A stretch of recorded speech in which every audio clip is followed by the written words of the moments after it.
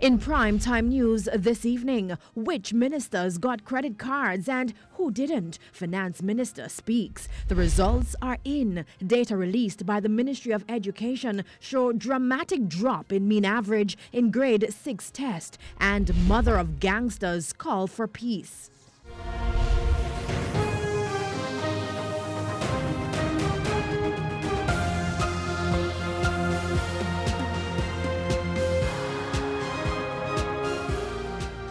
Good evening and welcome to Primetime News, on air and online at onespotmedia.com. I'm Archibald Gordon. And I'm Janella Precious. Also this evening, the top business stories of the day, and Herman Green has our preview. Herman?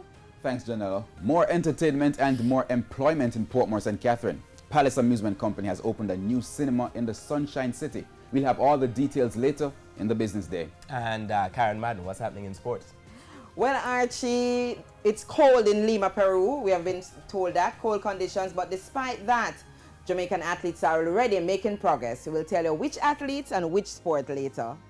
All right, there's also sports commentary, E-Prime, and weather in this newscast. But before the break, the feedback question. This evening, we're asking, what are your views on persons taking loans to attend parties and other entertainment events? Karen Madden finds it hilarious.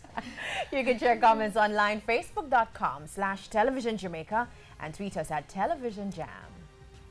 Stay with us. Well, I mean, it depends on what you mean by loan. Suppose you're borrowing money from someone. Stay with us. Primetime News returns right after this break. I think it does.